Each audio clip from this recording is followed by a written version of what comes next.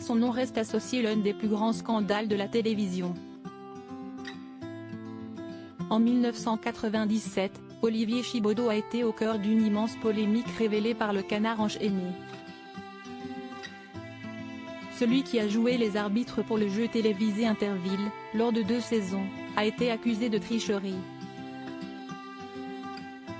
Il aurait favorisé une équipe, celle du Puy du Fou, en donnant les bonnes réponses avec ses doigts, au détriment de l'équipe concurrente.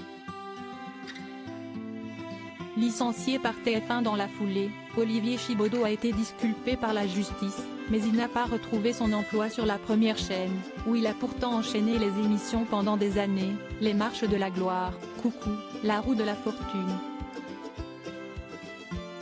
Interviewé par nos confrères de Marianne, dans le numéro du 3 août du magazine, Olivier Chibaudot a expliqué qu'il ne voulait plus s'exprimer sur cette affaire, en estimant avoir fait ce qu'il avait à faire et pouvoir regarder dans la glace. Pour rappel, 2 ans après son éviction de TF1, l'animateur avait rebondi sur la 5e, France 5, où il avait produit une série de documentaires, Les Carnets de Noé. Un concept mêlant développement durable et divertissement, et Olivier Chibaudot ambitionnait de faire en sorte que ça devienne une chaîne télévisée à part entière. Ainsi, au début des années 2000, il voulait créer la première chaîne de télévision entièrement consacrée à la planète Terre s'adressant à toute la famille et dans plusieurs langues à travers le monde. Mais des années après, ce projet d'ampleur n'a pas réussi à séduire les investisseurs. Réembauché par TF1 en janvier 2006, Olivier Chibaudot était devenu conseiller du directeur du groupe avant de lancer un nouveau projet d'ampleur, The Explorer.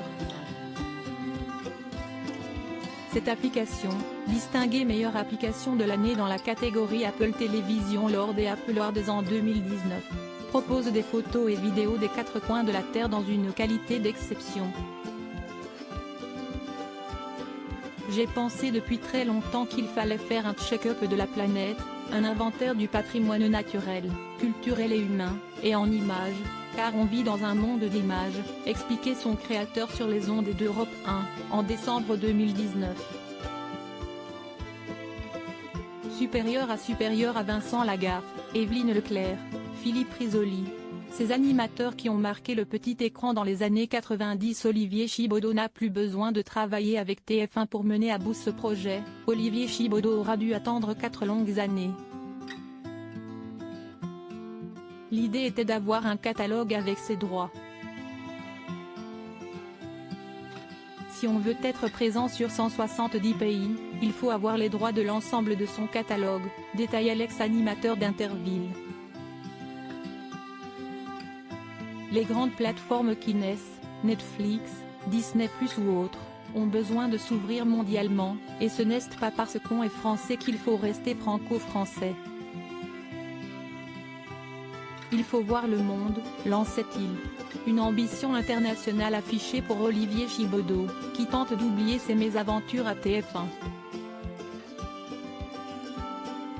En 2017, une nouvelle fois licencié par le groupe, il avait porté plainte contre X pour harcèlement moral, accusant Gérard Louvain, le producteur de l'émission à l'époque, d'avoir orchestré les tricheries puis de l'avoir menacé de mort. Des années après, ma vie est sur The Explorers, expliquait-il sur Europe 1. Et ce que nous sommes en train de faire vaut bien de laisser de côté cette histoire.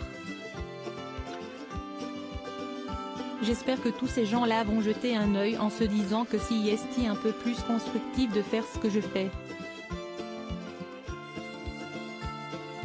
Plus de 20 ans après son premier licenciement, Olivier Chibaudot confiait ne pas avoir particulièrement besoin de travailler avec le groupe TF1.